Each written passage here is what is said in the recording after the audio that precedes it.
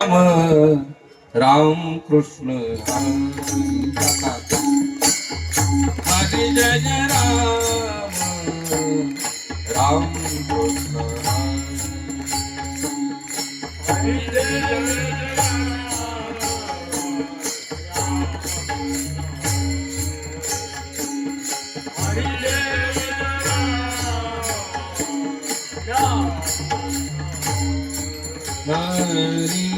हरि जय जय राम राम कृष्ण हरि जय जय राम राम कृष्ण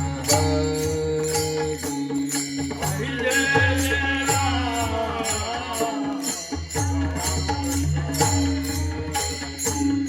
हरि जय जय राम कृष्ण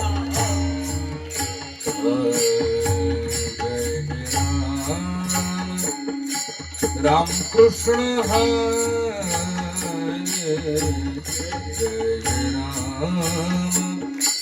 राम कृष्ण हरे हरि जय जय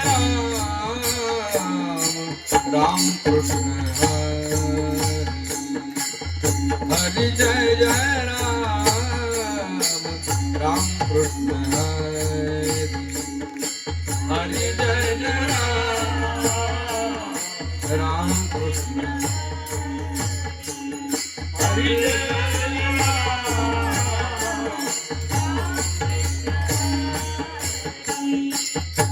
जय जय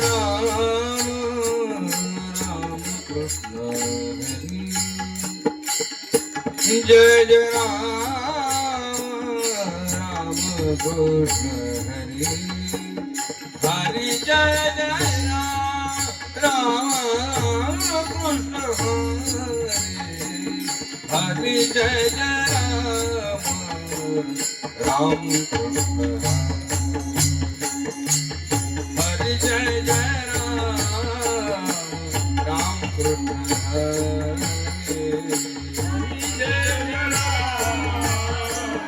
राम कृष्ण हरि जय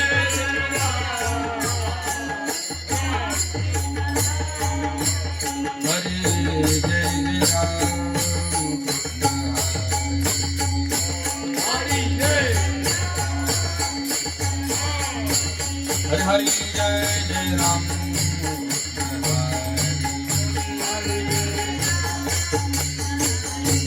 हरि जय जय राम कृष्ण हरि जय जय जय राम कृष्ण हरि हरि जय जय राम कृष्ण हरि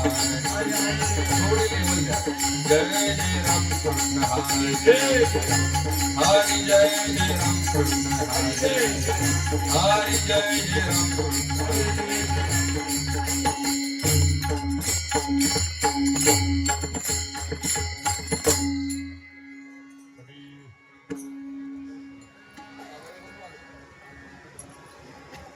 हरी थोड़ा नॉर्मल से हरी देना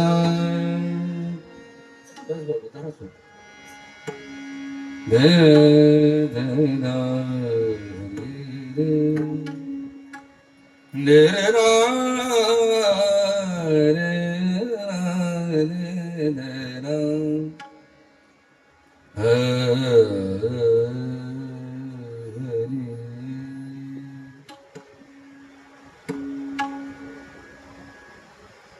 थोडं तनपूर वाढव इथे आहे ना आणि मग त्या आवाजाचा चाटीचा वाढतो तुला कळतं का तर ते मागून घ्या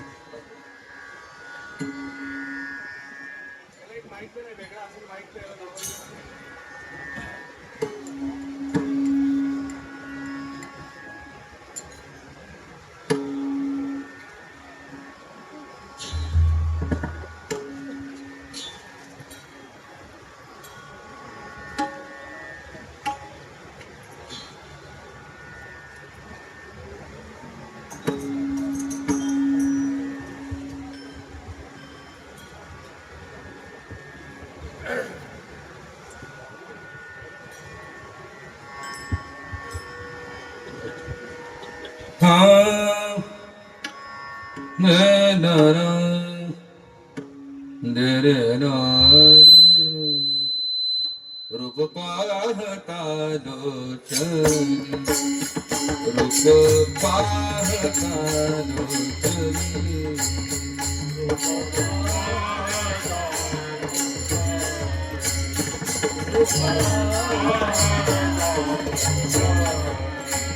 दुःख झाले हो साजणे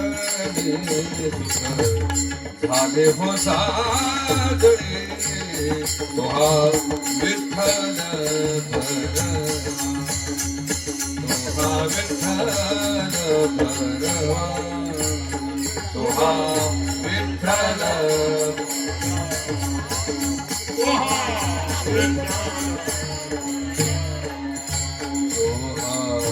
माधव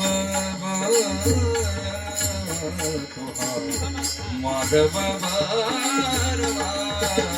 तोहा विठ्ठल तोहा विठ्ठल तोहा माधव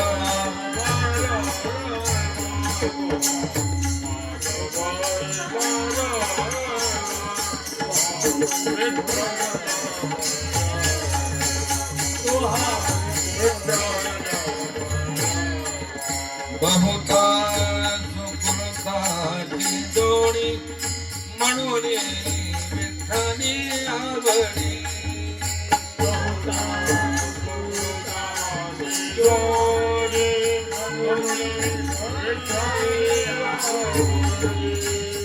म्हणून विठ्ठली आवडी म्हणून विठ्ठली आवडी तोहा विठ्ठल भरवा तोहा विठ्ठल भरवा तोहा विठ्ठल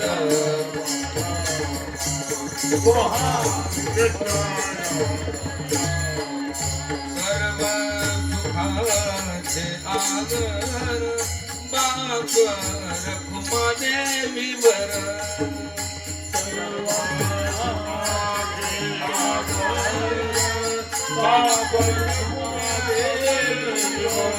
सर्व सुखाचे आगर बाप रखुमा देवी वर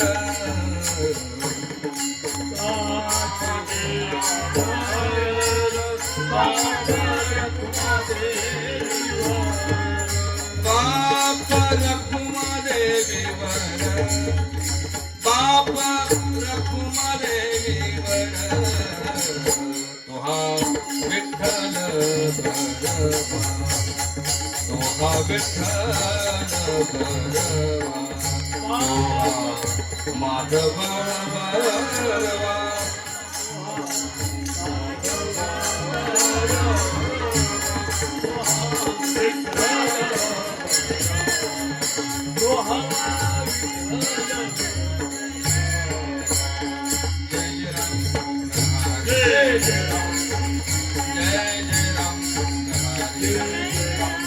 हरे हरे जय जय राम हरे हरे जय जय राम हरे जय जय राम हरे जय जय राम कृष्ण हरे जय जय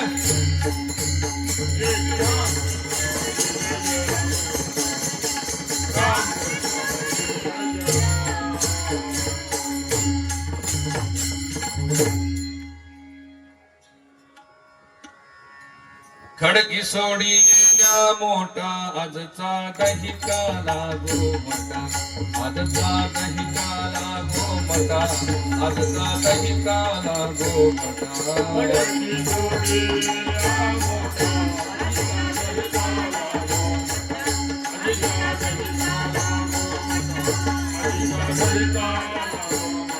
यारे खारे दही मात यारे खारे दही यारे घारे दही मात यारे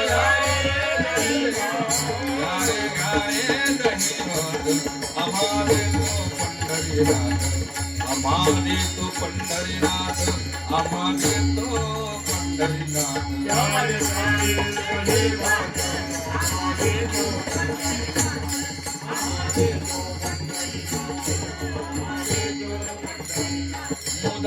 घेऊनिया करी पेंड्या वाटी तोशी दोरी पेंड्या वाटी तोशी दोरी पेंड्या वाटी तोशी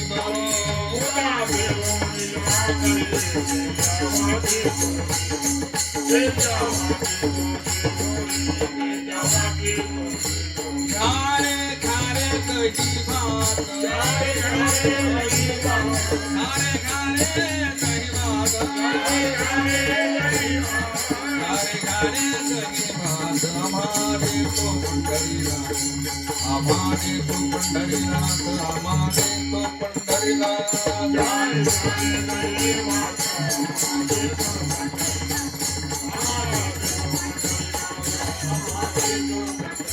पाडुदास गीती गात पाडुदास गीती गात पाडुदास गीती गात प्रसाद देतो पंढरीनाथ प्रसाद देतो पंढरीनाथ प्रसाद देतो पंढरीनाथ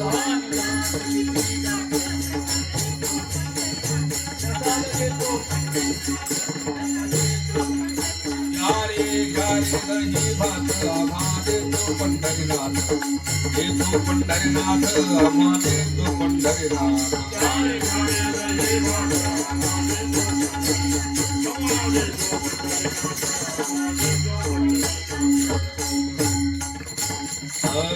हरि जय जय हरि जय जय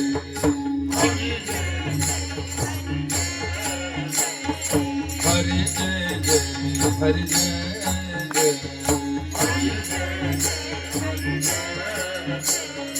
हरि हरि हरि हरि हरि हरि जय जय हरि हरि हरि हरि हरि हरि जय जय हरि जय जय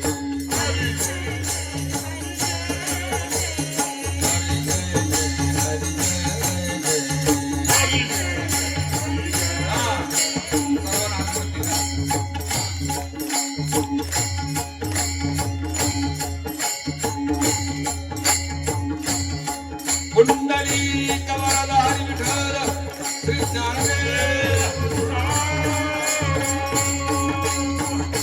हरि जय जय हरि जय जय हरि भगवान कुमारी जय भगवान कुमारी जय भगवान कुमारी जय भगवान कुमारी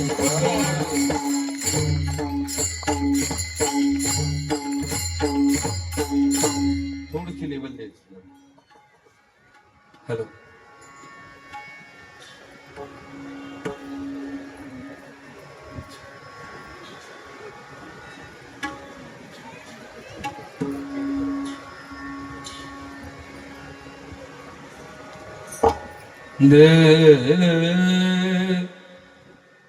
थोडस जीव बोल दिले दिले रे ना दा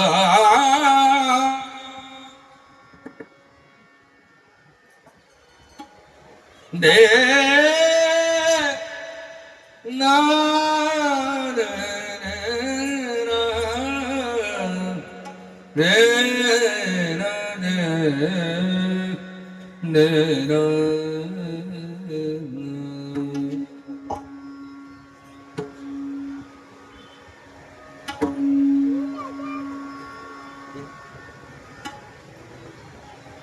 खडकी सोडी गेला मोठा खडकी सोडी गेला मोठा खडकी सोडी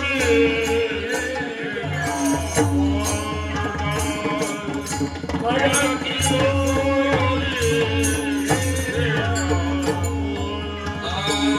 खडकी सोडी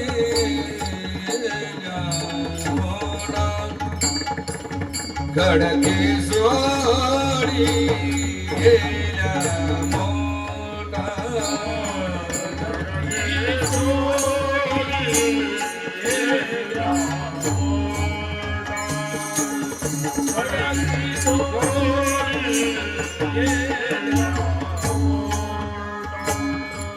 आजचा दहिका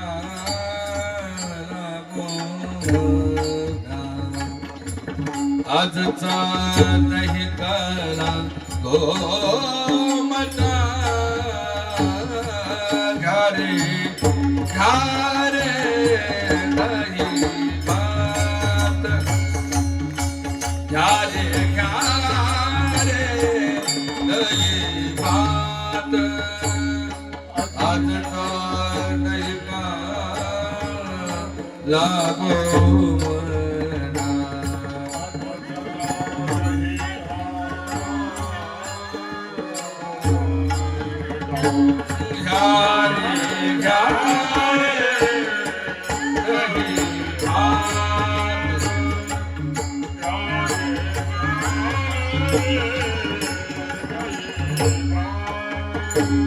खडकी सोडी गेल्या मोठा खडकी सोडी गेल्या मोठा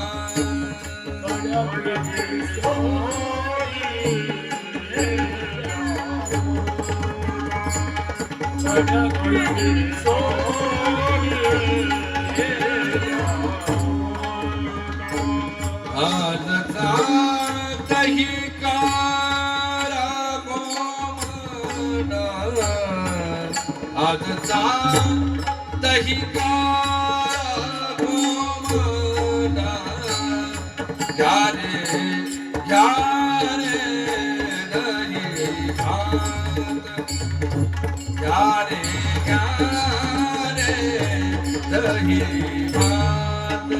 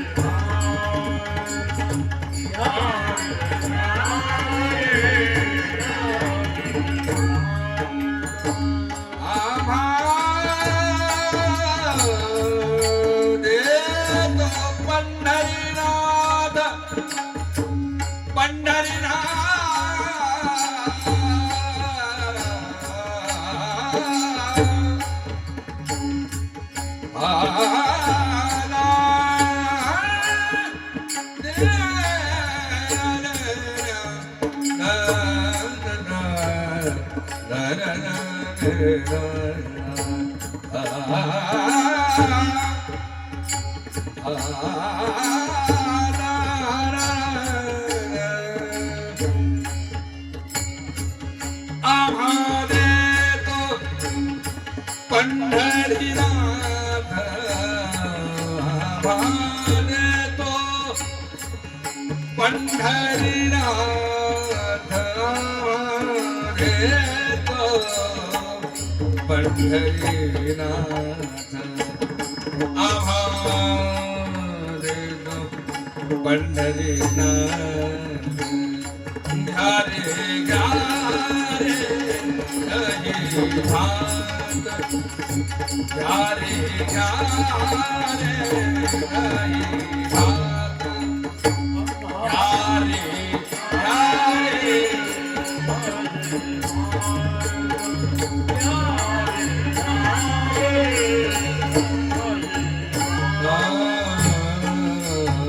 विठाला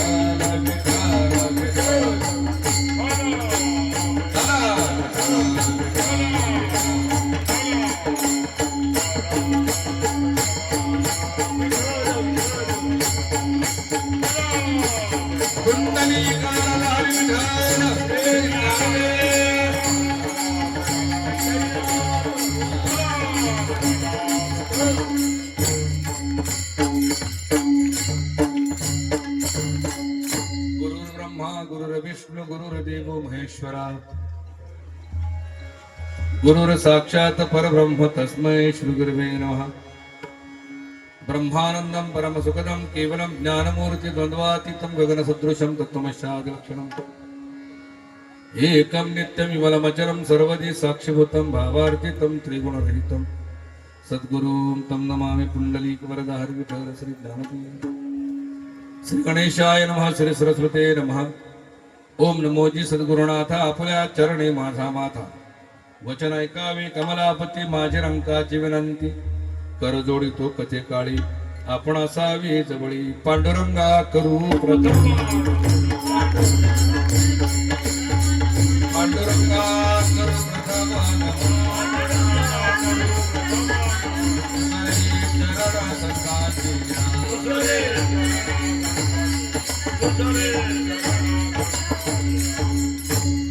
पांडुरंगा गुरु प्रथम नमन दुसरे चरण संतांच्या त्यांच्या कृपादाने कथेचा विस्तार बाबाजी सद्गुरु दास तुकाजयांचे केले स्मरण हो हे सकळ विद्येचे अधिकरण ते वंदू चरण श्री गुरूंचे वक्रतुंड महाकाय सूर्यकोटी समप्रभ निर्विघ्नं कुरु मे देव सर्वकार्येषु सर्वदा.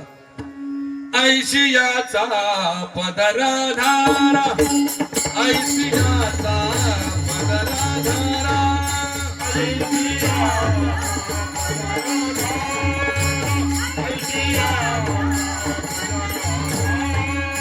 जेण देव येईल घरा जेण देव येईल घरा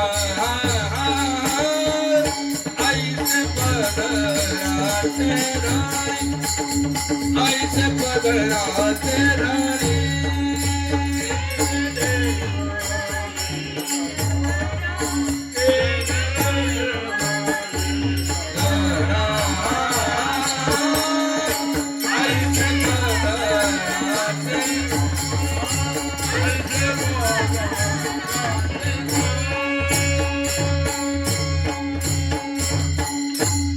ऐश्याचा पदर धरा जेणे देव येईल घरा ऐसे पदराचे धरे संत साधू ऋषी मुनी. तू बंद करा टांगपुरा बंद करा.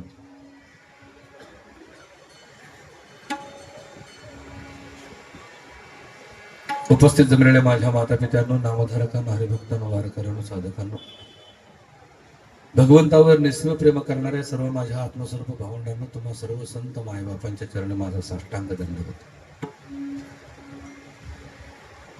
वैकुंठवासी हरिभक्त परायण अंकुश महाराज कोकाटे यांच्या कृपेने प्रेरणेने अणुशक्ती विभाग वारकरी भजन व सांस्कृतिक जतन मंडळ यांच्या विद्यमाने अखंड हरिनाम सप्ताह या ठिकाणी सप्ताह नाही 3 दिवसाचा कार्यक्रम आहे ना, सप्ताह नको लिहायला पाहिजे. सप्ताह म्हणजे 7 दिवस. त्रैदिवसीय कीर्तन सेवा या ठिकाणी आयोजित करण्यात आलेली आहे आणि आज काल्याचं कीर्तन माझ्याकडे आलेलं आहे. इथं आल्याबरोबर मी रात्रीच आलो. खूप आनंद झाला मला. इथला माहोल बघितला. रात्री 12:30 पावणे 1 झाले तरी सुद्धा सगळ्यांच्या चेहऱ्यावरती एक सुंदर असं तेज होतं.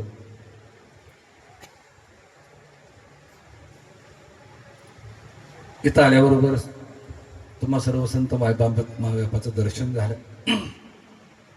आनंद झाला. हॅलो इको बंद करा. आता थोडासा रिवर्ब ठेवायचा, न कळत रिवर्ब ठेवायचं.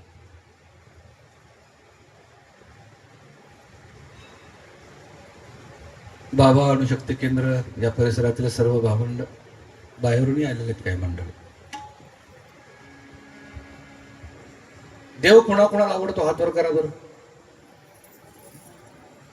क्या बात आहे, सुंदर. कोणाकोणाला वाटतं देव आपल्या घरी यावा, हातवर करा. वा. कोणाकोणाला वाटतं आपण देवाच्या घरी लवकर जावं, हातवर करा.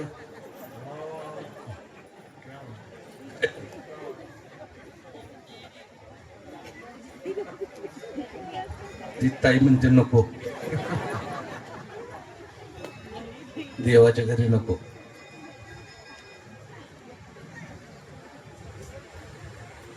एक गोष्ट लक्षात ठेवा, तुम्ही आम्ही 83,99,999 योन्या पालत्या घालून इथपर्यंत आलोय ना, त्याच्या पाठीमागचं मुख्य प्रयोजन आहे देवाच्या घरी जाणं. देवाच्या घरी जाणं म्हणजे चौघांच्या खांद्यावरनं जाणं नाही. चौघांच्या खांद्यावरनं हा देह जात असतो आणि त्याचा प्रवास आहे घरापासून स्मशानभूमीपर्यंत. मग देवाच्या घरी जाणं म्हणजे काय? जसा बाहेरून प्रवास आहे तसा आतून एक प्रवास आहे. जसं बाहेर जग आहे तसं आत एक जग आहे. जसं बाहेर ब्रह्मांड आहे तसं आत एक ब्रह्मांड आहे. आणि त्या ब्रह्मांडाची सैर करणं, जसं बाह्य जगतामध्ये तुम्हाला नातेवाईक आहेत तसेच आतल्या जगतामध्ये देखील काही नातेवाईक आहेत. देवाच्या घरी जाणं म्हणजे काय? आतल्यांशी संबंध तोडून फक्त परमात्म्याचा रस्ता धरणं, त्याला देवाच्या घरी जाणं म्हणतात. हा पंखा जरा बंद करा.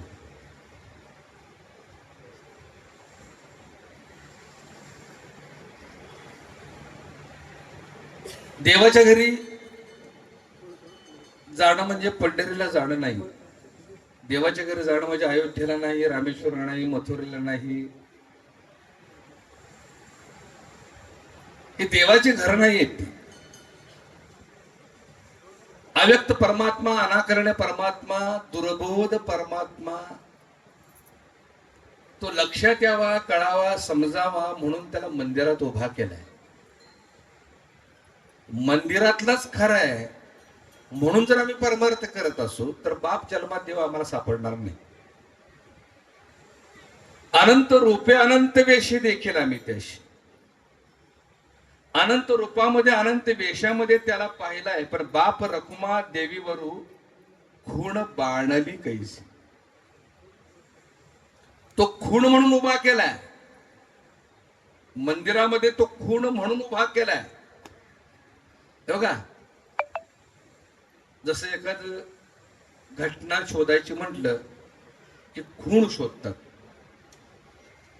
खूण म्हणजेच प्रॉपर ती गोष्ट आहे का तर नाही आहे. ते खूण हा मार्ग आहे, खूण ही दिशा आहे. तर खूण काय करते? घडलेली घटना तुम्हाला दाखवत असते, पण ते खूण सापडायला पाहिजे. तसं मंदिरात तो खूण रूपाने उभा केलेला आहे, पण त्याला शोधायचा आहे कुठं? हरवलाय तिथं. भूमिका समजून घ्या. सुरुवातीला तुम्ही सांगितलं बाहेर जसं जग आहे तसं आतही जग आहे. पण आम्ही त्याला बाहेरच्या जगाला शोधायला लागलोय. आतल्या जगात आम्ही त्याला शोधतच नाही. जोपर्यंत आत त्याला शोधत नाही तोपर्यंत बाहेर आम्हाला सापडत नाही. कारण बाहेर त्याला शोधायला गेलो, तू इतका व्यापक आहे, इतका विस्तृत आहे, एवढा महान आहे, एवढा अनंत आहे, या चर्मडोळ्यानं तो दिसणारच नाही. त्यासाठी त्याला दिव्य दृष्टी दिलेल्या, दिव्य दृष्टीच्या माध्यमानं मुक्ताईच्या म्हणण्यानं उलट उलट माघारा गड्या फिरक होते काशी, भरला पूर मायेचा लोंढा वाहून या जाशी. बाहेर जर आम्ही जगायला गेलो, बाहेरून जर त्याला आम्ही पाहायला गेलो तर तो बाप जन्मात सापडणार नाही. का? बाहेर सगळा मायेचा भाग आहे. मग तो आतमध्ये आहे. आत प्रवेश करणं, आतल्याशी संबंध तोडणं, आतल्याशी कनेक्टिव्हिटी तोडणं म्हणजे देवाच्या घरी जाणं. जसं बाह्य जगतामध्ये आमचे नातेवाईक आम्हाला त्रास देतात, आम्हाला परमार्थ करून देत नाहीत.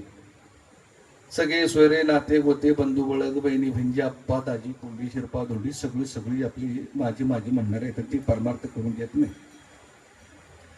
तसं आतमध्ये जे आहेत ना, काम क्रोध मोह मत्सर अहंकार दंभ चळ कपट द्वेष निंदा आशा तशा कल्पना कामना वासना भावना इच्छा तशा तमन्ना संकल्प विकल्प भेद खेद संचित सगळे आत ठासून भरलेले आहेत.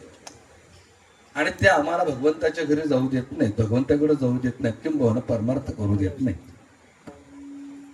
मग अर्जुनाला भगवंतांनी गीतेमध्ये असा उपदेश केला की अर्जुना सगळे नातेवाईक धरण मारून टाक. हा उपदेश गीतेतला आहे. काय म्हणतात ते, अर्जुना सगळ्या नातेवाईकांना धरण सगळ्यांना मारून टाक. त्याचा अर्थ काय होतो? अर्जुन म्हणतो बंधू चुलते मामे गुरु यांचा न करी संहारू कर्ण द्रोण गिरू हे कैसे मारावे. या समस्तासे मारणे आणि आम्ही राज्य करणे तुझ्या प्रसादे काय होणे अनेक घेऊ अनेक राज्य. अर्जुन देवाला उपदेश करतोय, पण अर्जुनाला हे कळेना की भगवंत कोणत्या नातेवाईकाबद्दल बोलतो. हे युद्ध जे चालू आहे ते कुरुक्षेत्रावरती चालू आहे. कुरुक्षेत्राच्या मध्यभागी भगवंत अर्जुनाला उपदेश करतात. कोण भगवंत आहे, कोण अर्जुन आहे, कोणतं कुरुक्षेत्र आहे. एक गोष्ट लक्षात ठेवा, हे समोर दिसतंय ना, चालतं बोलतं कुरुक्षेत्र प्रत्येकाकडे. आणि या कुरुक्षेत्रामध्ये वास करणारा मोहात गुंतलेला जो अर्जुन आहे ना, तो आत्मस्वरूप तुम्ही आम्ही आहोत. आणि हृदयस्थ असणारा परमात्मा विवेकाच्या माध्यमानं जो स्वतःलाच उपदेश करतो, स्वतःलाच संदेश देतो, हा तो कोण आहे, तर तो खऱ्या अर्थानं कृष्ण आहे.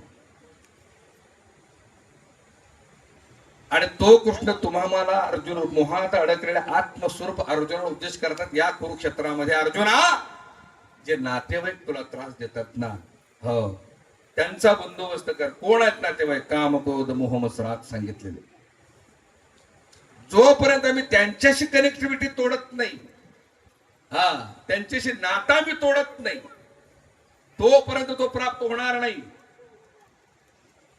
आम्ही दैनंदिन जीवनामध्ये दुःख का भोगतो त्याच्या पाठीमागचं कारण आहे भावंडानो, आत जे नातेवाईक आहेत त्या नातेवाईक आपल्याला इच्छा व्यक्त करतात. प्रत्येक नातेवाईक आपली इच्छा व्यक्त करतोय आणि ती इच्छा पूर्ण करण्यासाठी तुम्ही बाहेर प्रयत्न करतोय आणि दुःखी होतो.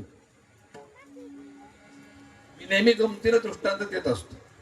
अहंकार नातेवाईक, अहंकार नावाचा एक बलाढ्य नातेवाईक आहे आतमध्ये. अहंकार नावाचा तो आपली इच्छा व्यक्त करतो. काय इच्छा व्यक्त करतो? बाबा रे, शेजाऱ्यानं 3 कोटीचा बंगला बांधलाय. बर मग काय नाही म्हणले, तू 4 कोटीचा बंगला बांधून त्याची जिरीव.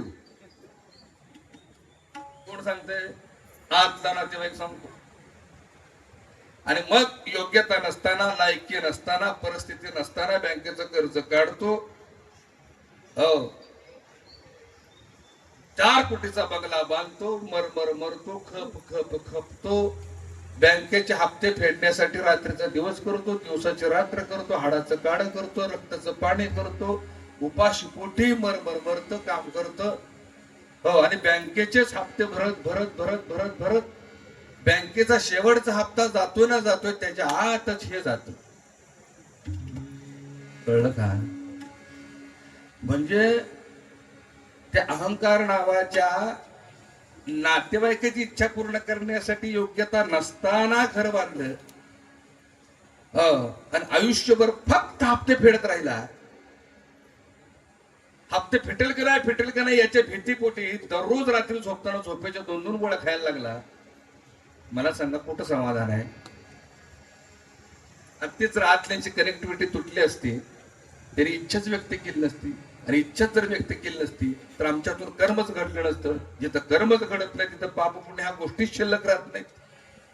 भूमिका समजून घ्या. म्हणजे दुःख आलिशान बंगल्यात नाही, दुःख आलिशान कार मध्ये नाही, दुःख संपत्तीत नाही, दुःख ऐश्वर्यात नाही, दुःख बँक बॅलन्स मध्ये नाही. मग दुःख कशात आहे? ह्या सगळ्याच्या इच्छेत आहे. ती जर इच्छा पूर्ण झाली नाही तर आम्ही दुःखी होतो भावंडांनो. भूमिका लक्षात ठेवा. आणि म्हणून प्रत्येकानं आतून मेलं पाहिजे. परमार्थ तुम्हाला जी कला शिकवतो त्या कलेचं नाव आहे आतून मरणं. ती शांत करायला करत.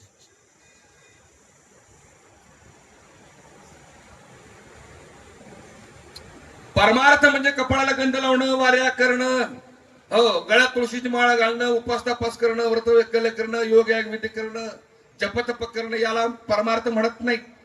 हा प्रपंचच आहे. आता बोलणं कळते का? तुम्ही देहासाठी, देहाच्या समाधानासाठी, देहाच्या सुखासाठी ज्या ज्या गोष्टी करता तो प्रपंच आहे. पण देहासक्ती टाळण्यासाठी, देह बुद्धी संपवण्यासाठी जे जे करता तो परमार्थ आहे. बोलणं कळते का? बघा, परमार्थ काय करावं? मोक्षासाठी. मग मोक्ष म्हणजे काय? जिथं आशाच मावळली तो मोक्ष आहे. मग मृत्यू कुठं आहे? जिथे इच्छा शिल्लक आहे तिथं मृत्यू आहे. भूमिका समजून घ्या. श्वास संपलेत आणि इच्छा शिल्लक आहे त्याला मृत्यू म्हणतात. आणि इच्छा संपलेत आणि श्वास शिल्लक आहे त्याला मोक्ष म्हणतात. चालता बोलता मोक्ष अनुभव घेता येतो.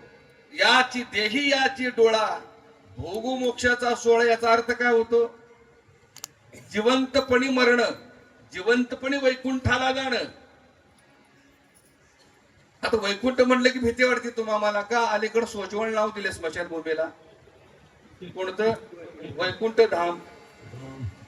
हो, वैकुंठाला जाणं म्हणजे स्मशानात जाणं असंच आमचा समज झालाय. आता कुठल्या महाभागाने त्या स्मशानभूमीला वैकुंठ धाम नाव ठेवले हे माहित नाही. वैकुंठ या शब्दाचा अर्थ कळाला का? वय म्हणजे नाही आणि कुंठ म्हणजे दुःख. जिथं दुःखाचा लवलेशही शिल्लक राहत नाही अशा अवस्थेला वैकुंठ अवस्था म्हणतात. जिथं इच्छा मावळल्या अशा अवस्थेला मोक्ष म्हणतात. भूमिका समजून घ्या. आणि जिथं अखंड समाधान ओसंडून वाहते अशा अवस्थेला समाधी म्हणतात. काय सांगू? आणि मोक्ष, निजधाम, वैकुंठ, समाधी ही एका अवस्थेची वेगवेगळे नाव आहेत. घाबरू नका. आणि ती अवस्था तुम्हा आम्हाला देखील उपभोगता येते. तुम्हा आम्हाला देखील नुसत्या संतांना उपभोगलं. तुम्हा आम्हाला देखील आम्ही जर कौशल्यपूर्ण कर्म केलं याच नाव योग आहे. योग हा कर्मसु कौशलम. फलाची अपेक्षा न ठेवता हातात केलेलं जे कर्म आहे ते कर्म जर आम्ही कौशल्यपूर्ण पार पाडलं आणि केलेलं कर्म भगवंताला अर्पण केलं, या नाव कर्म संन्यास योग. आम्ही दुःखी का होतोय? कर्म करतो पण फलाची अपेक्षा ठेवतो म्हणून आम्ही दुःखी होत असतो. अपेक्षा नाही. मग अपेक्षा नाही, मग कर्म सांडावं का? अजिबात नाही. कर्म तर कौशल्य पूर्ण करावं. भूमिका समजून घ्या. आणि म्हणून आत्म मरण्याची कला प्रत्येकाला प्राप्त झाली पाहिजे. मगाशी मी उदाहरण दिलं. आपण त्या अहंकार नावाच्या नातेवाईकानं 4 कोटीचा बंगला बांधायला लावला. मेलच. कष्ट करून, काबाड कष्ट करून, हप्ते भरून भरून गेलं. पण महालातच सुख तुकडोजी महाराजांना त्यांच्या झोपडीत मिळत होतं. काय मिळत होतं? तर तुकडोजी महाराज आतून मेले होते. आतल्याशी संबंधच त्यांनी तोडला होता. आतल्या एकाशीच त्याने संबंध ठेवला होता. तो कोण? परमात्मा. आणि म्हणून त्यांची सुंदर कविता आहे बघा. राजा सजी महाली सौख्ये कधी मिळाली, ती सर्व प्राप्त झाली या झोपडीत माझ्या. पहाऱ्या आणि तिजोऱ्या त्यातून होती चोऱ्या, दारास नाही दोऱ्या या झोपडीत माझ्या. भूमीवरी पडावे ताऱ्याकडे पहावे, प्रभू नाम नित्य गावे या झोपडीत माझ्या. का बरं? बघा, सुखाची सोपी व्याख्या सांगू. मखमली गादीवर पटलाय, लोळतोय, कुशी बदलतो, पण झोप लागत नाही. हो, त्याला सुख म्हणावं का? सुखाची व्याख्या काय आहे? उभ्या उभ्या जो पडतो. माझं बोलणं कळलं का? बेड जवळ गेला उभ्या त्याला खरं सुख म्हण. खरं का खोटं आहे? सुखाची सोपी व्याख्या आहे उभे उभे पडणं. हा आलिशान मखमली गादीवरून झोपले, इकडून तिकडून तिकडून इकडून 5 वाजेपर्यंत झोपच लाग नाही. भूमिका समजून घ्या. खूप सोपी व्याख्या आहे. आतून इच्छा मावळल्या की बाहेरचं जगणं आमचं सोपं होतं. भूमिका समजून घ्या. आणि प्रत्येक जण संत महात्म्या आतून मरतात आणि बाहेरून जगतात. तुम्ही आम्ही आतून जगतो आणि बाहेरनं मरतो. फक्त ही गोष्ट उलटी झाली पाहिजे. आम्हाला बाहेरून जगता आलं पाहिजे आणि आतून मरता आलं पाहिजे. पण आम्ही बाहेरून मरतोय. बाहेरून कसं मरतोय? काय म्हटलं म्हणतील महाराज कुठं आम्ही मेलोय? आम्ही जिवंत आहे. मरतोय. मरणाची प्रोसेस सुरू झालेली आहे. कधी सुरू झाली?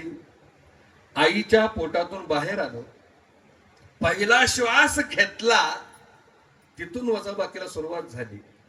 भगवंतानं प्रत्येकाला श्वास वाटून दिलेत. पहिला श्वास घेतला तो श्वास वजा झाला, दुसरा घेतला तो वजा झाला, तिसरा घेतला तो वजा झाला.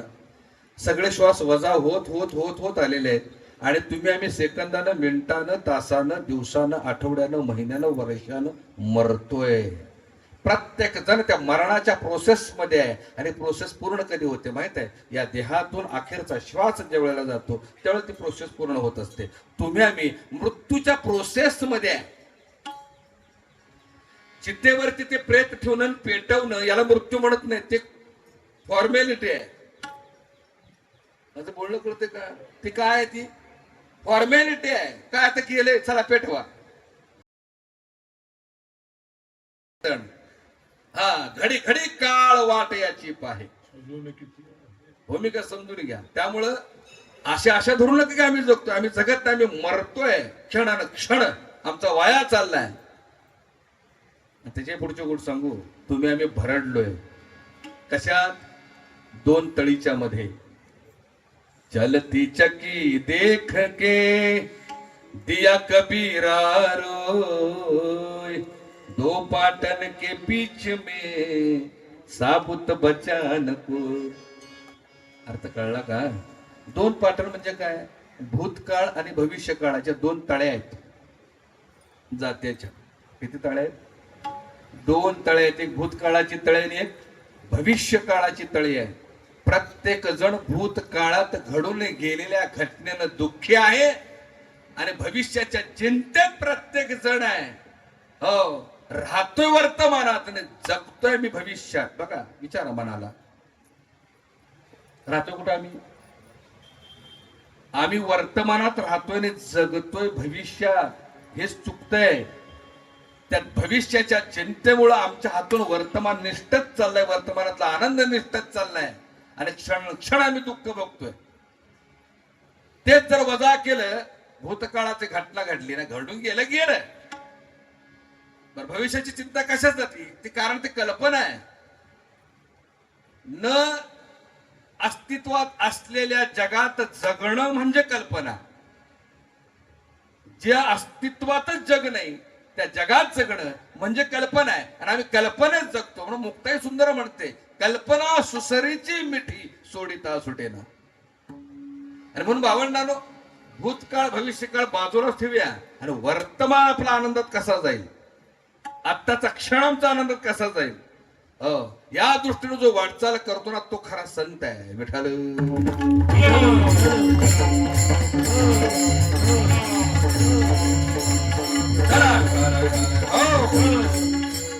आणि म्हणून प्रत्येकाला आत्ममरता आलं पाहिजे. आणि आत्ममरण म्हणजे देवाच्या गावी जाणं. कळलं का? आत्ममरण म्हणजे देवाच्या गावी जाणं. लक्षात ठेवा. कीर्तन आहे काल्याचं. नेहमी काल्याचे कीर्तन आपण ऐकतो, पण आजचं कीर्तन थोडं वेगळं आहे. तुम्हाला काल्याचं कीर्तन ऐकायला मिळणार नाही. कारण काल्याचं कीर्तन म्हणलं की कृष्णाला मी एवढा बदनाम करून टाकलाय,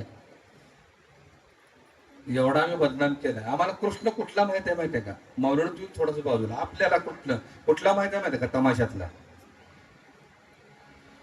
बायकांची वाट अडवणारा, नाही का, त्यांना प्रश्न विचारला, तू काय घेतलेस ग, तू काय घेतलेस ग, तू काय घेतलेस ग. म्हणजे त्या कृष्णाला तमाशात घेऊन अक्षरशः ते भगवंताच्या मी विटंबना केली. कोण आहे कृष्ण? कृष्ण कोण आहे? भूमिका समजून घ्या. आम्ही ज्या वेळेला काल्याच्या कीर्तनातनं कृष्ण मांडायला जातो ना, किमान अंशी 1% तरी त्या वक्त्याजवळ त्या परमात्म्याचा अंश असला पाहिजे. 1%. कृष्ण मांडणे एवढं सोपं नाही. युगानयुगे झाली, कृष्ण कुणाला कळणार नाही.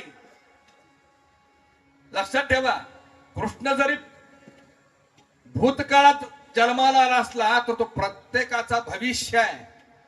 शब्द आणि शब्द लक्षात ठेवा माझा. कृष्ण जरी भूतकाळात जन्माला आला असला तर तो प्रत्येकाचा भविष्य आहे. त्याला प्राप्त करण्यासाठी अनंत जन्म तुम्ही मी खिंडतोय. अनंत जन्म झाली, सापडलाय का तो? अनंत जन्म म्हणतोय मी. मग मला सांगा, अनंत जन्म होऊन योगियांच्या ध्यानी ध्याताना थोडस योगिया दुर्लभ वेद नेती नीती म्हणती ज्याला, वेद अनंत बोलिला. काय सांगावं? आणि वेद जाणू गेला पुढे मौनावला, असा तो असणारा 4 वेद 6 शास्त्र 18 पुराणाचं गीत गाता गाता गाता गाता संपत आली तरी सुद्धा तो जो सापडला नाही, तो कृष्ण काल्याच्या कीर्तनाच्या 2 तासाच्या माध्यमातून सापडणार आहे का?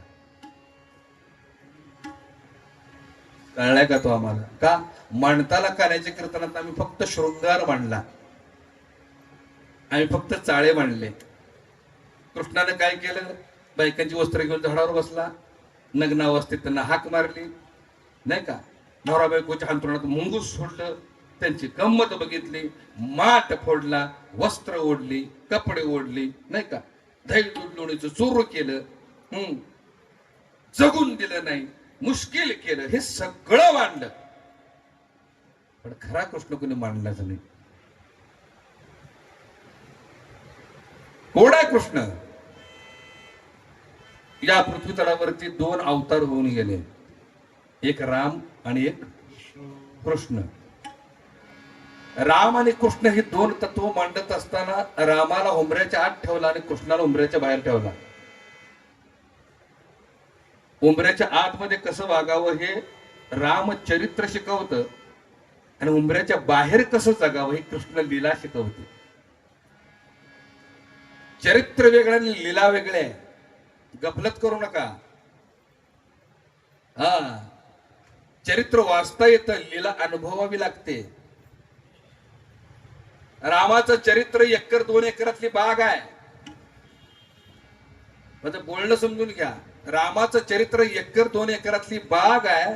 ती सहज त्या बागेत आपण फिरू शकतो, प्रत्येक फुलाला स्पर्श करू शकतो, प्रत्येक झाडाला स्पर्श करू शकतो, प्रत्येक झाड तुम्ही मी समजून घेऊ शकतो. इतकं ते स्वच्छ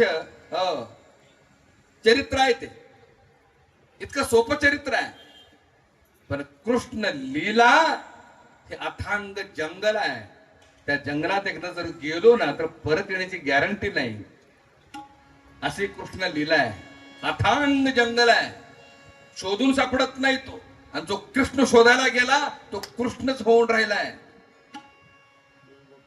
माझं भूमिका कळली का? जो कृष्ण शोधायला गेला तो कृष्ण होऊन राहिला.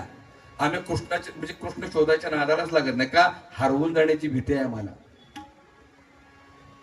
माझं बोलणं कळतं का? आम्हाला हरवून जाण्याची भीती आहे म्हणून कृष्णाच्या नादाला कोण लागत नाही. रामकथा आम्ही मांडू, पण कृष्णलीला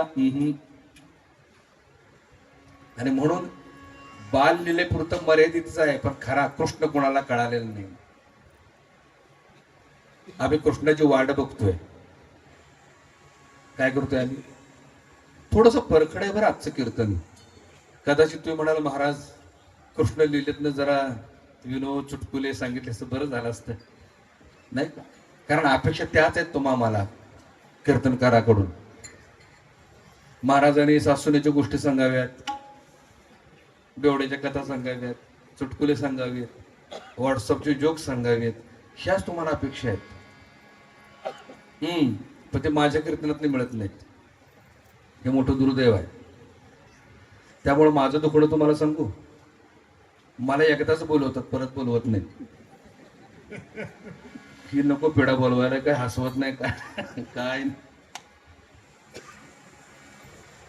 पण माझे कळकळीची सर्वांना विनंती आहे, गड्यानो, हसवणुकीचे माध्यम भरपूर आहेत, भरपूर माध्यम आहे, नाही का. आमचा कपिल शर्मा हसवायलाच बसलाय, नाही का. हास्य जत्रा बी आहे, सगळे कॉमेडीचीच काम आहे. हे एवढंच एक व्यासपीठ असं राहिले ते जे की उद्धाराचं माध्यम म्हणून त्याच्याकडे पाहिलं जातं. आणि हेही जर माध्यम आम्ही हसण्यावर जर घालवलं तर जगाचा अवघड आहे भाऊ. हे प्रांजळपणे मी सांगतो. आणि म्हणून कीर्तनकाराकडून हसण्याची अपेक्षा ठेवून आपल्या आयुष्याचं हसं करू नका, एवढी माझी कळकळीची विनंती. गठाला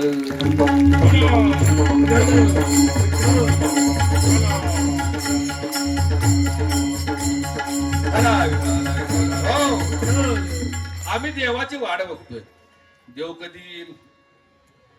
कारण 2 श्लोक आम्हाला माहित आहेत बघा. यदा यदा हि धर्मस्य ग्लानिर्भवति भारताभ्युत्थानम् अधर्मस्य तदात्मानं सृजाम्यहम् परित्राणाय साधूनां विनाशाय च दुष्कृतां धर्म संस्थापनार्थाय संभवामि युगे युगे. आईची शपथ घेऊन सांगतो, एवढे 2 श्लोक मला पाठ आहेत. तुम्ही म्हणाला महाराज काय झोडताय संस्कृत, बाप रे बाप. तेवढं 2च आहेत पाठ. आणि त्याचा अर्थ आत्ता कळायला लागलाय. सुरुवातीला ते फक्त पाठ झाले आम्हाला. का ह्या 2 श्लोकाने आमच्यावर हॅमरिंग केले. काय केलं? हॅमरिंग केले. जेव्हा जेव्हा धर्मावर ग्लानी येईल, जेव्हा जेव्हा धर्मावर संकट येईल, त्या वेळेला मी अवतार घेईन. ज्या वेळेला साधू संतांची निंदा होईल, हेटाळी होईल, त्यांचा छळ होईल, त्या वेळेला मी अवतार घेईन. म्हणून आम्ही वाट बघत बसलोय. आम्ही दुबळे झालोय, आम्ही दीन झालोय, आम्ही काय म्हणतो त्याला आपण, लाचार झालोय. छळ झाला की आम्ही देवाची वाट बघतो, संकट आले की आम्ही देवाची वाट बघतो. देवा ये रे बाबा, संकटात मुक्त कर रे बाबा, हे कर रे बाबा. धर्म संकटात आहे, नाही का, साधू संत संकटात आहेत, ये रे. कधी आलाय तो? कधी आलाय दिघे महाराज? आलाय का तो? हे श्लोक कधी लिहिलेत माहित आहे?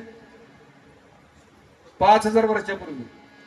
5000 वर्षापूर्वी श्लोक लिहिलेत. अजून किती वर्ष वाट बघायची? यदा यदा हि धर्मस्य ग्लानिर्भवति भारत. अरे बाबा, तो येणार नाही, तो अवतार घेणार नाही, वेड्यासारखं नका वाट बघू. ज्या वेळेला धर्मावर संकट येईल त्या वेळेला मी अवतार घेईन. धर्मावर संकट.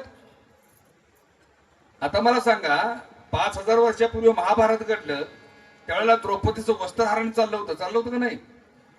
मग वस्त्रहरणाच्या वेळेला अधर्म होता का धर्म होता? अधर्मच ना. म्हणजे भीष्माचार्य, शुकाचार्य सारखे सिद्ध पुरुष मंडळी, ऋषी मुनी वस्त्र उडत असताना डोळ्याने बघून डोळे मिटून गप्प होते. ते का सोडवायला गेले नाही? तेव्हा अधर्म होता ना. मस्त आम्ही पांडवांना धार्मिक धार्मिक म्हणतो, त्याच पांडवांनी आपल्या बायकोला जुगारात लावली. कोण लावेल का जुगारात? तुम्ही लावाल का? मी बी लावू शकत नाही, कुणीच लावू शकत नाही. मग पांडवांनी ज्या अर्थी आपली बायकोला जुगारात लावली, ते धर्मात बसते का अधर्मात बसते? सांगा बरं. अधर्मात बसतंय. त्यावेळेला अधर्म होता होता, आता नाही का? अहो, त्यावेळेला एकच दुःशासन होता, आता गावात दुःशासन आहेत का नाही?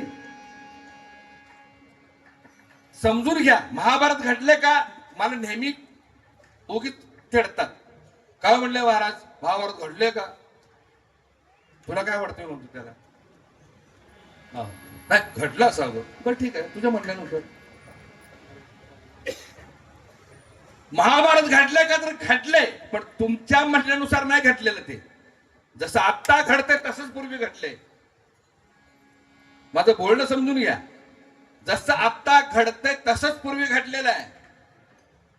महाभारत आम्ही स्क्रीनवर ज्यावेळेला बघतो शूट करून, ते ते मुकुट आणि ते भाला आणि काय म्हणतो त्याला आपण धनुष्य बाण आणि ते बाणाचं पाठीमागचं जे ओझ नाही का, रथ आणि हे ते युद्ध, त्याला आम्ही महाभारत म्हणतो. अरे ते महाभारत कल्पनेने रेखाटलेलं आहे. पूर्वी घडलं होतं, आता घडतंय, पुढे घडणार आहे. हो, पूर्वी रावण होता, आता रावण नाहीत का? पुढे रावण होणार नाहीत का? होणार आहे. अहो म्हटलं मग हे जर घडत राहिलं तर मग तो अवतार कधी घेणार? कोण म्हटलं अवतार घेणार? येत नाही तो अवतार.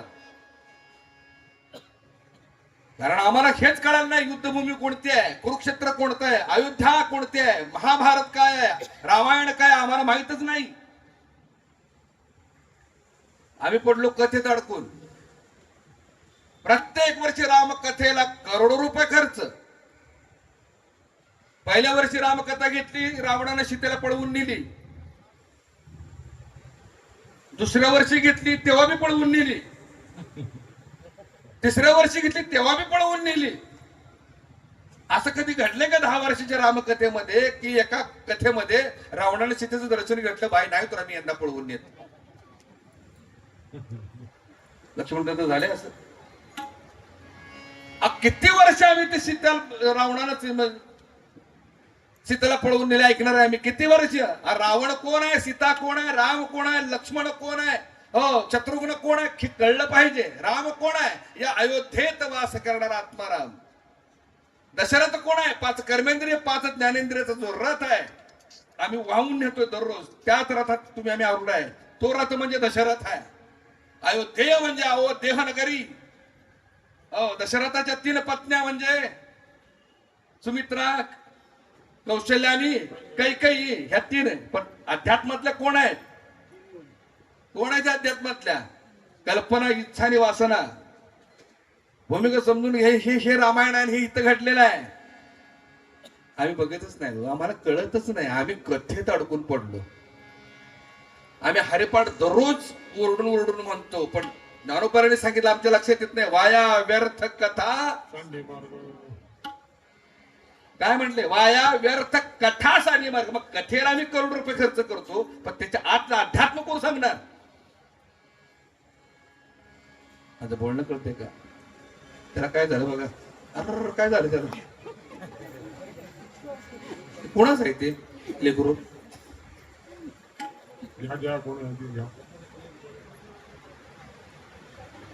मिठाल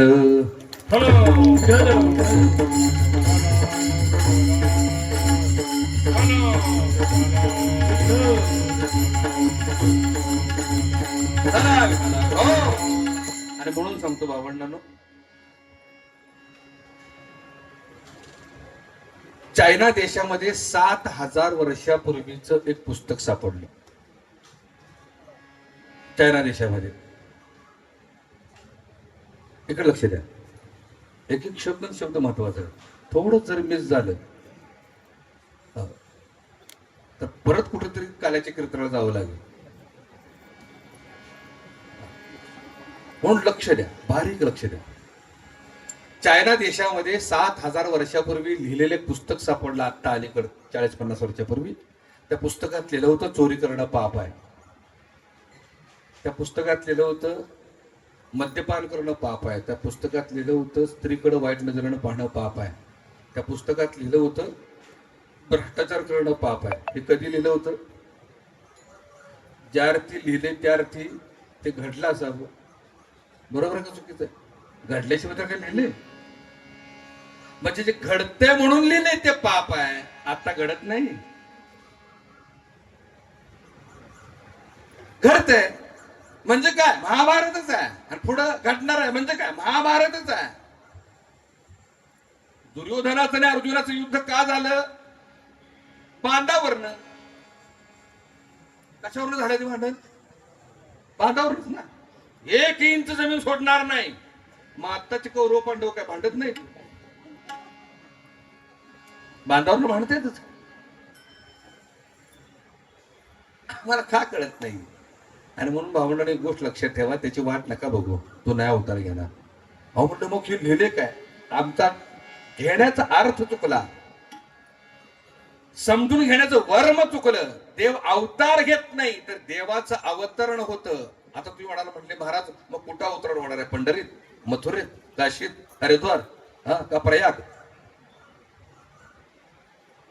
सगळे जाऊन आले प्रयागला, भेटला का? हा, त्याचं अवतरण होईल कुठं होईल माहितीये का? गोकुळात. आणि कुठल्या गोकुळात? समोर असलेल्या गोकुळात. गो म्हणजे शरीर आणि कुळ म्हणजे इंद्रिय. गो म्हणजे शरीर आणि कुळ म्हणजे इंद्रिय. या गोकुळामध्ये, या हृदयामध्ये ज्या वेळेला त्याचं अवतरण होईल, अवतार घेणार नाही, शंख चक्र गदा पद्म घेऊन, कोण भक्ता तुला काय पाहिजे? कुठला तरी बहुरूपी असेल, पण प्रत्यक्षात देव येणार नाही, कारण त्याचं अवतरण होतं. ज्या वेळेला अवतरण होतं त्यावेळेला अन्यायाविरुद्ध, अधर्माविरुद्ध लढण्याचं सामर्थ्य येतं. भूमिका समजून घ्या. माझं बोलणं कळतंय का? आम्ही लाचार आणि दुबळे का झालोय? आम्ही त्याची वाट पाहतोय. वाट पाहू नका, त्याचं अवतरण घडू द्या. इथं या हृदयामध्ये जेव्हा त्याचं अवतरण होईल त्याच वेळेला अधर्माविरुद्ध, अन्यायाविरुद्ध लढण्याचं सामर्थ्य येईल. आणि धर्म धर्म धर्म म्हणतो. कशाला धर्म म्हणायचं हो? धर्म कशाला म्हणायचा आहे? धर्म तुम्ही आम्हीच टाकलाय, धर्म आम्ही तुम्ही आम्ही सांडलाय. आणि ज्यावेळेला तो अवतरित होईल ना, त्यावेळेला खऱ्या अर्थानं धर्माची जागृती होईल. भगवा रंग, हिरवा रंग, निळा रंग, पांढरा रंग म्हणजे आम्ही धर्म म्हणतो. लक्षात आलं का? धर्माच्या नावाखाली लुटालूट, दंगल, मारामारी, भ्रष्टाचार, लबाडी, राजकारण, ह्या सगळ्या गोष्टी करतो धर्माच्या आडानं. आम्ही धर्माच्या आडानं अधर्म करतो. बोलणं कळतंय का? हा, जो पक्ष धर्माच्या बाजूने आहे त्याला मते द्या, त्याला निवडून द्या. हे काय झालं? अधर्म झाला. आणि त्या माध्यमाने राक्षस बी निवडून आली. बोलणं कळतंय का? काय आम्ही अधर्माला जन्म दिला का धर्माला जन्म दिला? भ्रष्टाचारी लबाड सुद्धा निवडून आली, आली का नाही? मग काय केलं आम्ही? धर्माच्या आडानं आम्ही अधर्म केला. हा, आम्ही धर्म पाळतो, धर्म पाळतो, धर्म सांभाळणाऱ्या पक्षाला निवडून देतो. कधी नाही ते पैशाचा ओघ यावेळेला झाला. कुठे आले पैसे बाबा? हे तपश्चर्या केली पैसे आहेत. म्हणजे अधर्माला खत पाणी तुम्ही आम्ही घालतो आणि मग आम्ही बोंबलतो. अरे अरे अरे, अधर्म माजला, अधर्म माजला. तुझ्यापासून सुरू कर. लबाडा मतापाठी मग 2-2, 3-3 हजार रुपये घेतोयस, नालाय का? हा, आणि राष्ट्राची वाट लागायला लागलं म्हणतो अधर्म माजला. नालाय का? तू माजलायस. तुझा गेम झाला पाहिजे कुठेतरी. आम्ही स्वतः भ्रष्ट होतो, पैसे घेऊन आम्ही मतदान करतोय, पवित्र असं मतदान. काय अर्थ मला सांगा बरं? आमच्यापासून सुरुवात झाली पाहिजे. आम्ही अधर्म करतो, सोयीनं आम्ही धर्म पाळतो. हा, आणि आमच्यातून अधर्म घडला आणि जर दंड मिळाला तर मात्र आम्ही देवाला दोष देतो. चुकीचं आहे. आणि म्हणून ज्या वेळेला पवित्र अशा परमात्म्याचं अवतरण या हृदयामध्ये होईल ना, त्याच वेळेला अधर्माविरोधात लढण्याचं सामर्थ्य येईल. आणि साधू संतांचं रक्षण करणं म्हणजे काय? साधू संत दुबळे नाहीयेत. जर साधूच्या रक्षणासाठी देवाला जर अवतार घ्यावा लागत असेल तर त्या साधुत्वालाच अर्थ नाही. भूमिका समजून घ्या. साधूच्या साधुत्वालाच अर्थ नाही. साधू हा सक्षम आहे. साधूची व्याख्या लक्षात ठेवा. दुबळा, गरीब, दीन, भगवी कपडे घातलेला, दारोदार भीक बघणारा नाही का, हातात ताट घेऊन फिरणारा, त्याला आम्ही साधू म्हणायचं का? नाही. साधू जो सहज सोप्या पद्धतीने राहतो, साधगीत राहतो, साधण्याकरता जो साधक आलेला आहे त्याला साधू म्हटलेला आहे. साधू म्हणजे झोळी घेऊन फिरणार नव्हे.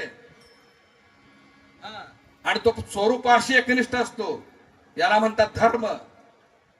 धर्माची व्याख्या लक्षात ठेवा. जो स्वस्वरूपाशी एकनिष्ठ आहे तो खरा धार्मिक आहे. आम्ही मात्र देवळात जाणारा धार्मिक म्हणतो. लय धार्मिक ते. देऊळ दिसलं की हात जोडतं, देवळात जातं, तीर्थयात्रा करतं, देव दिसलं की हात जोडतं. ते धार्मिक नाही, ते लबाड आहे. माझं बोलणं कळलं का? लबाड आहे एक नंबर तो. हा, तुला देऊळ दिसल्यावर हात जोडता येते, इतर वेळेला जोडता येत नाही. म्हणजे तू कोण आहेस? आविष्कारी आहेस, साक्षात्कारी नाहीस. भक्त साक्षात्कारी असतो, आविष्कारी नसतो. लक्षात ठेवा.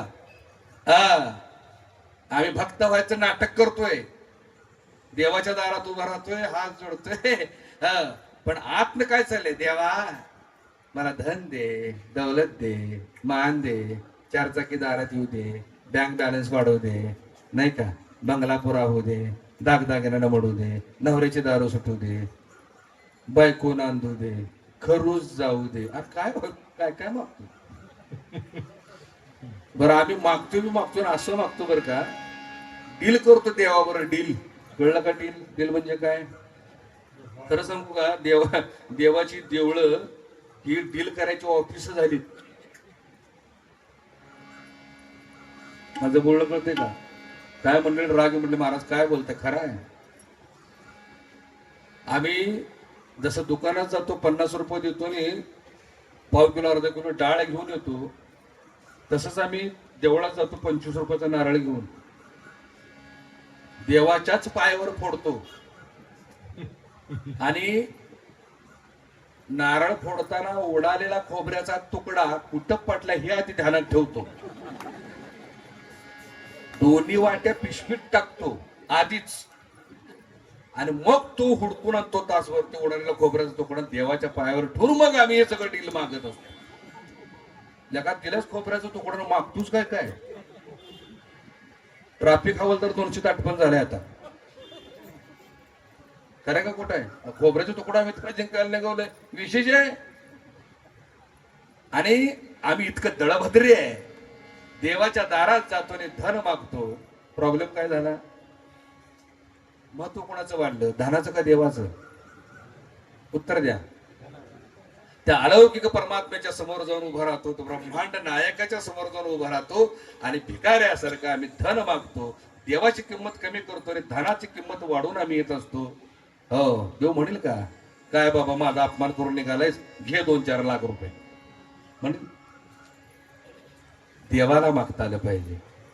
हो का? ऐश्वर्यवान, सत्तावान, संपत्तीवान, लौकिक तोच आहे, श्रेष्ठ तोच आहे, लक्षात ठेवा. हा, त्याला मागता आलं पाहिजे, आम्ही नाही त्याला मागत. हे तर मोठं दुकान आहे. दुर्योधन आणि अर्जुन युद्ध सामग्री मागण्यासाठी देवाकडे गेली. देव झोपलेले होते. दुर्योधन जरा आधी गेला का? चुकून अर्जुन आधी गेला, सगळंच मागितलं देवाला, तर काय करायचं? एवढा तो धूर्त होता दुर्योधन. दुर्योधन आधी गेला,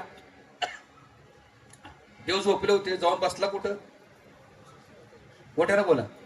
देवाच्या डोक्याजवळ. अर्जुन जरा उशिरा गेला आणि जाऊन बसला कुठं? पायाजवळ. जसं पायाजवळ बसला, थोड्या वेळानं भगवंतांना जाग आली. डोळे उघडल्याबरोबर समोर कोण दिसला? अर्जुन दिसला. भूमिका लक्षात ठेवा.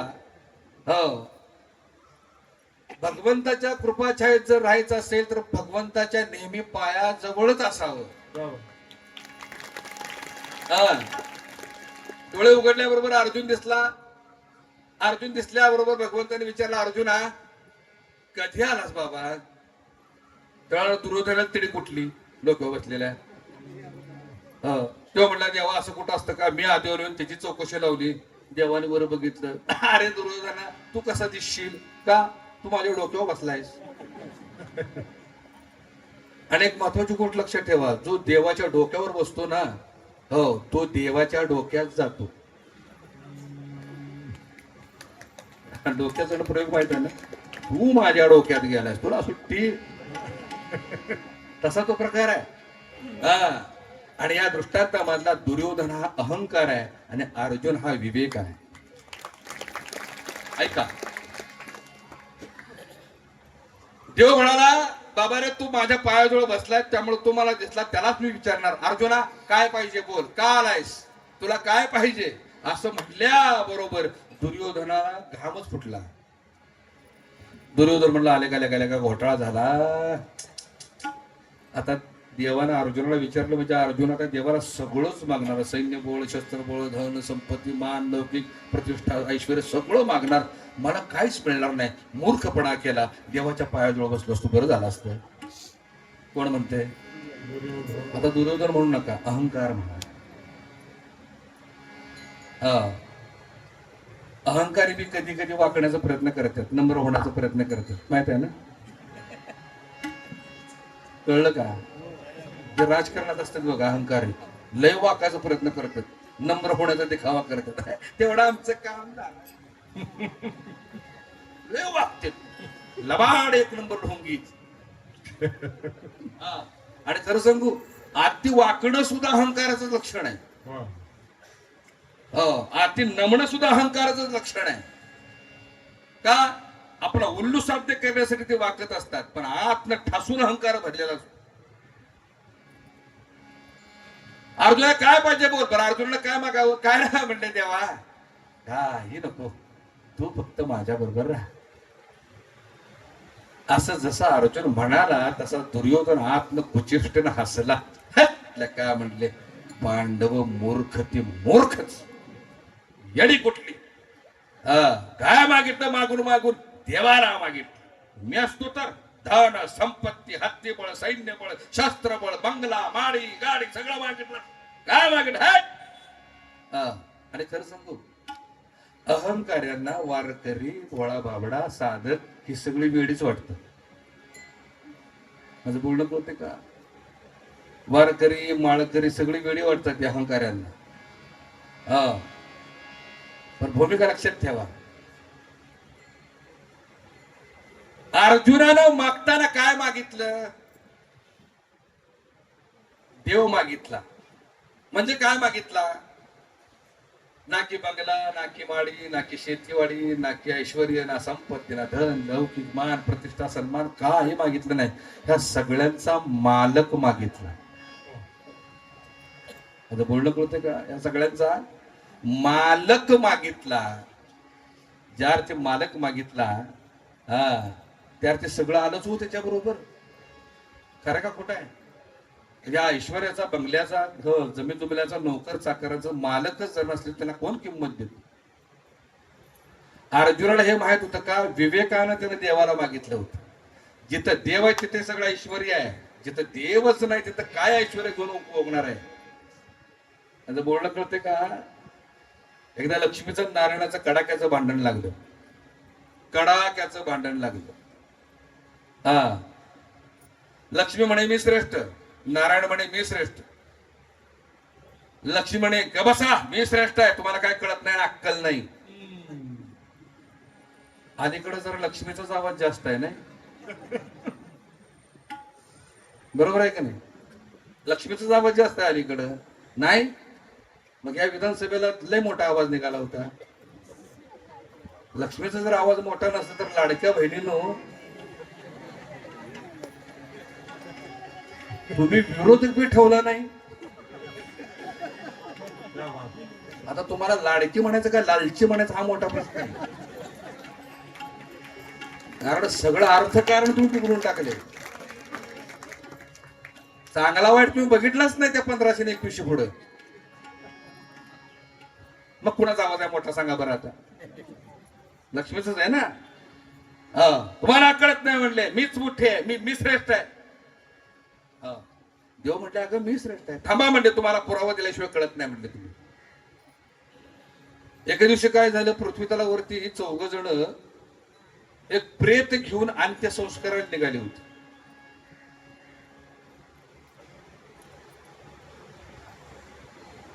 प्रेत घेऊन अंत्यसंस्काराला निघाली होती 4 जण. लक्ष्मीनं बघितलं वरनं, ते म्हणजे 4 जण प्रेत घेऊन निघाले. तिनं काय केलं माहितीये का? 500च्या नोटा सोडल्या खाली, पाऊसच पाडला त्यांच्या अंगावर.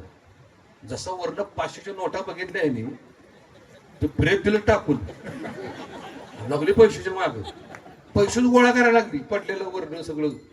लक्ष्मी हसली, नारायणाला बोल इकडे इकडे इकडे या. हे बघा म्हटले असं आहे म्हणून म्हटले मी श्रेष्ठ. कशी माझ्या मागे लागले म्हणजे चांगला अंत्यसंस्कार टाकून. देव म्हणाले बरोबर आहे लक्ष्मी तुझं, पण मला एक सांग, ती चौघ तुझ्या मागणं आली, ती मड का तुझ्या मागणं आलं नाही? ते म्हटले ते कसं येईल, ते मेलंय, ते नाही येणार. नारायण म्हणाले, लक्ष्मी त्याचा अर्थ तसा नाही आहे. हो, त्या चौघांच्यात मी होतो म्हणून तू तुझ्या मागणं पळाली. त्या मड्यातच मी नाही, ते कसं येईल तुझ्या मागणं?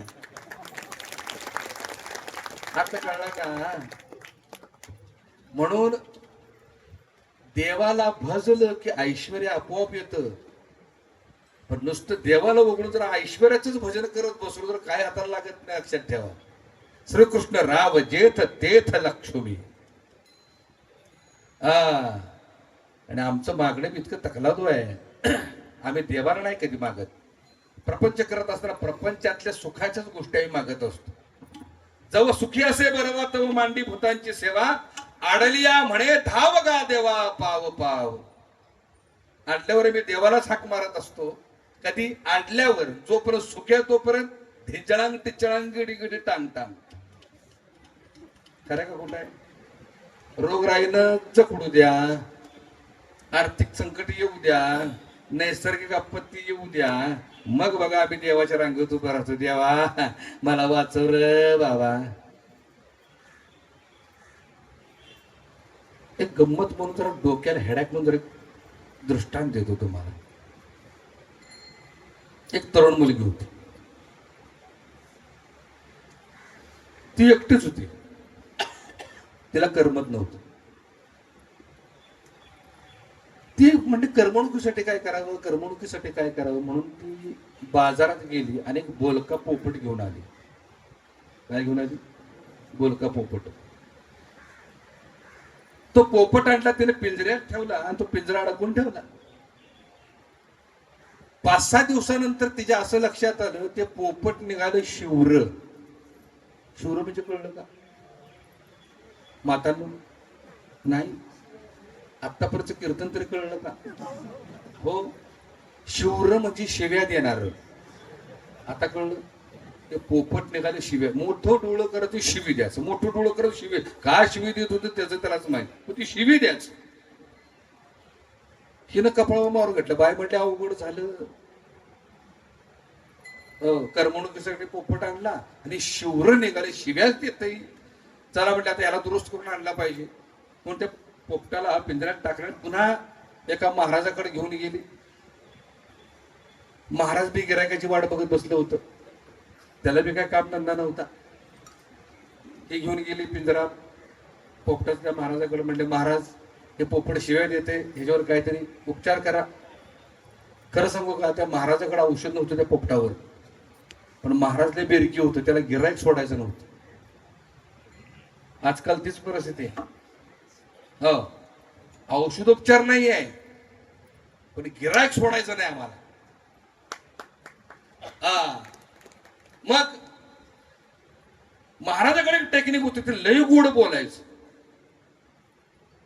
पिंजऱ्याकडे महाराज गेले आणि त्या नरपोपटाला म्हणतात, पोपटा किती छान दिसतोस रे, वा वा वा वा, काय ते देखणे, पण काय ते गोड बोलणं, काय तो हिरवा रंग, काय ते लाल चोच, वा वा वा वा. पोपटा शिवी देणं बरं नाही. काय पोपटा शिवी देणं बरं नाही. आम्ही बोलत असतो बघा पोपटासारखं, दारू पिणं बरं नाही. अरे तू वरच्या काटकाना औषध लावून दारू सुटणार आहे वे. जो दारुडा जन्मोजन्मी मनाचा संग करणार आहे, हो, मन ज्याच्या अधीन नाही आहे, जो मनाच्या अधीन आहे, त्याचं मन ताब्यात नाही. लक्षात आलं का? तो आमच्या 2 मिनिटाच्या सांगण्याने दारू सोडणार आहे का? असो, पोपटा शिवी देणं बरं नाही. एक 4-5 मिनिटं पोपटानं महाराजाचा उपदेश ऐकला आणि पुन्हा जी ठेवणीतल्या शिव्या द्यायला सुरुवात केल्या पोपटानं महाराजाला. ठेवणीतल्या माहित आहे सगळ्यांना. जसे शिव्या ऐकल्या तसं 4 पावलं महाराज माग. त्याला का म्हणले, आगाव दिसते. महाराज म्हणले, बाई ग माझ्याकडे काय ह्या पोपटावर पर्याय नाही, मी आता काय करू? ती म्हणले, आता मग महाराज आता काय करा तुम्हीच सांगा. महाराज म्हणले, थांब माझ्याकडे एक पर्याय आहे. ती म्हणली, काय आहे? काय नाही. म्हणले, माझ्याकडे एक मादी पोपट आहे, तो पोपट घेऊन जा, म्हणजे तुझा नर पोपट झाला सरळा तर झाला. ती म्हणली द्या. योगायोगानं महाराजामुळं मादी पोपटाला हरिपाठ पाठ होता, काकडा येत होता, प्रार्थना येत होती. कोणामुळं? महाराजामुळं. तिने तो मादी पोपट घेतला, नर पोपटाच्या पिंजऱ्यात टाकला, दोन्ही पोपट घेतली, घरी गेली, हो पिंजरा अडकून ठेवला. आणि काय सांगावं, 5-6 दिवसानंतर इतका सुंदर रिझल्ट आला. ते पोपट शिवेद्याचं बंद झालं. शिवाय देतो ना मोठं करून, ते पोपट शिवाय द्यायचं बंद झालं. हो, नर पोपटाचा मादी पोपटात संवाद सुरू झाला. नर पोपट मादी पोपटाला म्हणते, बाई ग तू मला भेटलीस लई बरं वाटते बघ. हो, पण एका गोष्टीचं दुःख होते ग. ती म्हणाली, काय रे? काय नाही ग, तू मला भेटलीस, माझ्या शिव्या बंद झाल्या. हो, पण माझ्यामुळं तुझा हरिपाठ काकडा बंद झाला, त्याचं मला दुःख होते. ती म्हणाली, अरे बेड्या, ज्याच्यासाठी मी हरिपाठ काकडा करत होते तो आता मला मिळालाय, कशाला करू? ही पिंजऱ्यातल्या पोपटाची गोष्ट नाही, इथं बसलेल्या पोपटांची गोष्ट आहे. पोपटानो पटले म्हणून टाळ्या वाजवतो. खरं तसा आमचा प्रापंचिक उल्लू सरळा झाला की देव गेला. आमचा विवेक जागा पाहिजे बाबांनी. वसुदेव आणि देवकीच्या माध्यमानं भगवान श्रीकृष्ण जन्माला आले. वसुदेव म्हणजे ज्ञान आणि देवकी म्हणजे भक्ती. भगवंत हा भक्ती आणि ज्ञानाच्या संयोगानं जन्माला येतो. माझं बोलणं समजून घ्या. भगवंत हा भक्ती आणि ज्ञानाच्या संयोगानं जन्माला येतो. जन्माला आले, कधी जन्माला आले? अष्टमीला, बरोबर.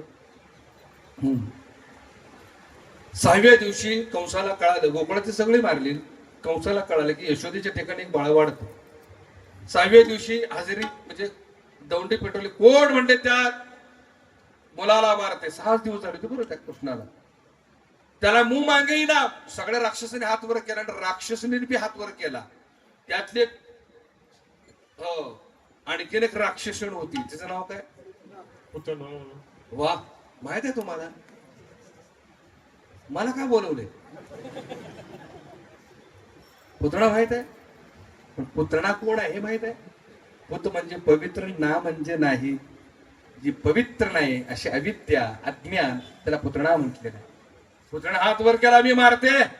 त्यानं रंग बदलला, सुंदर देखणी दिसली, आपल्या स्तनाला विष लावलं, कृष्णाला मारायला गेली. यशोदेकडे गेली, बाई म्हणले तू मित्रांना विसरलीस, तुला पोटी पुत्र संतान झाले, मला नाही सांगितलंस. आता यशोदा राणी 1000 मैत्रिणी तिच्या, ते म्हणले असं असली एखादी का बाई आली होतीस? काय नाही म्हणले, तुझ्या मुलाला बघायला आले. जा म्हणले, आत पाळण्यात झोपलाय शेजघरात. तिला बी तेच पाहिजे होतं. शेजघरात गेली, पाळण्यावरचं कापड बाजूला केलं, क्रूर कृष्णाकडे बघून हसले. हसल्याबरोबर देवाने विस्मित हास्य केलं. एक गोष्ट सांगू,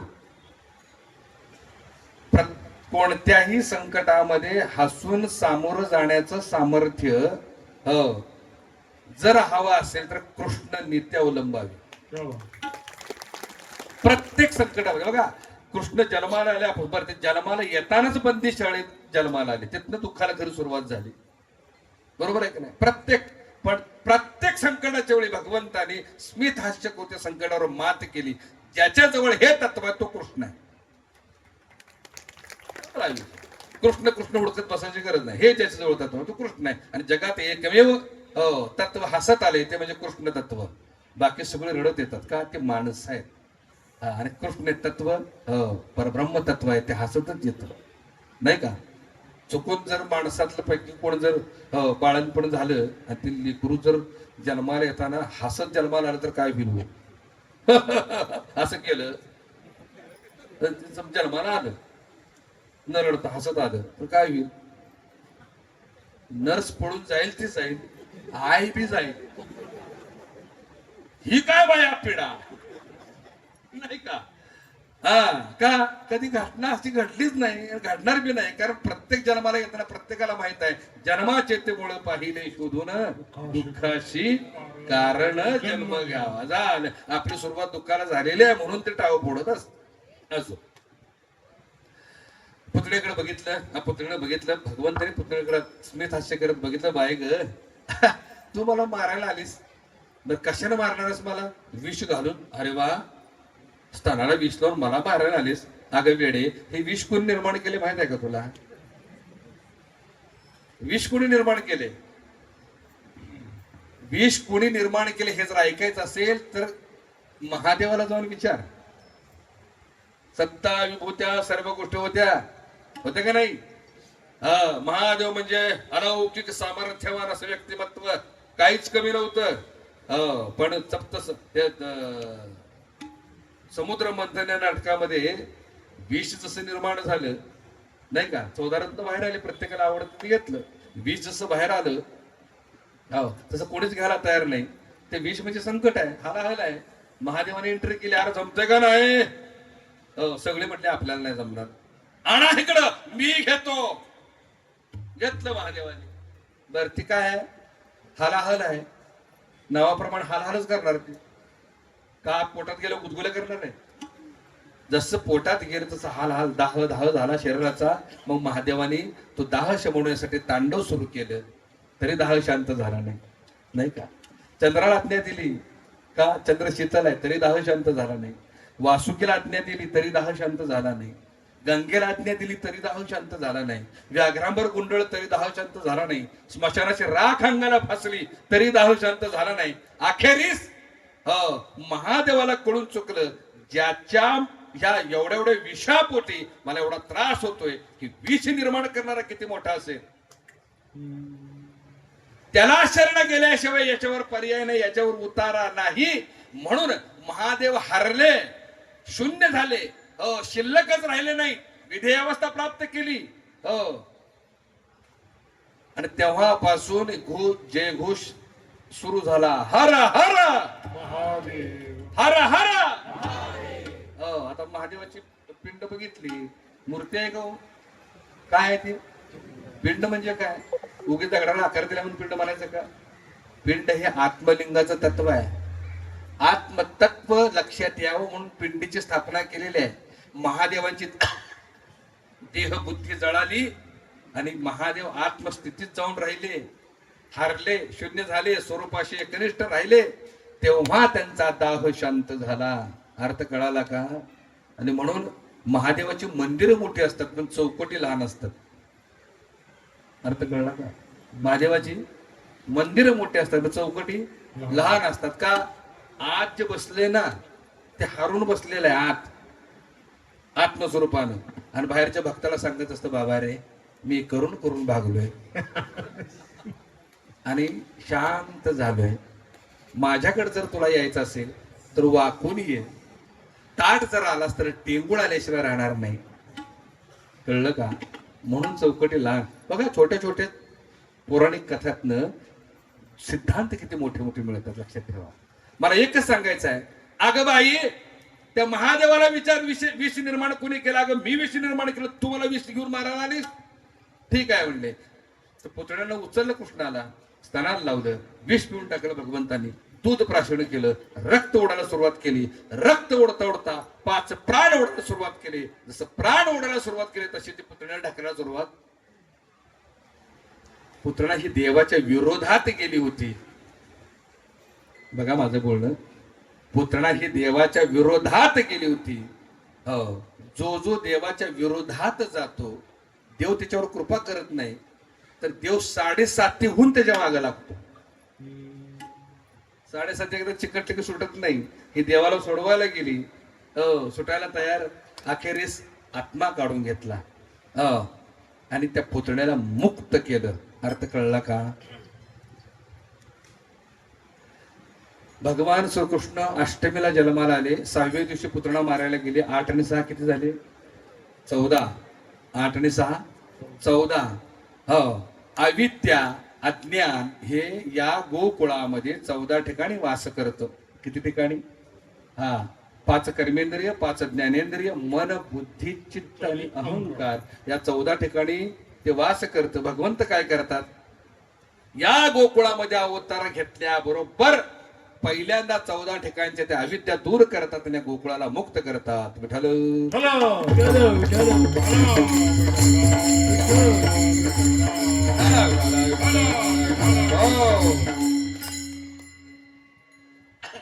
एक दृष्टांत सांगतो, सेवेला पूर्ण विराम देतो. हळूहळू भगवंत मोठे झाले, गाराणे वाढल्या. माझं लोणी खाल्लं, माझा माठ पडला. आणि खरं सांगू, देवाला फक्त लोणीच आवडत. लोणीच का आवडतं, बाकी का आवडत नाही? लोणी कसं तयार झालेलं सांगा बरं.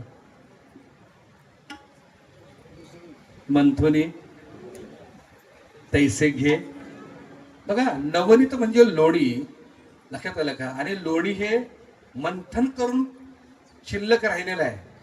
तसं मंथन करत असताना सार आणि आसाराचं मंथन व्हावं, आणि शिल्लक राहिलाय तो अव्यक्त परमात्मा आहे.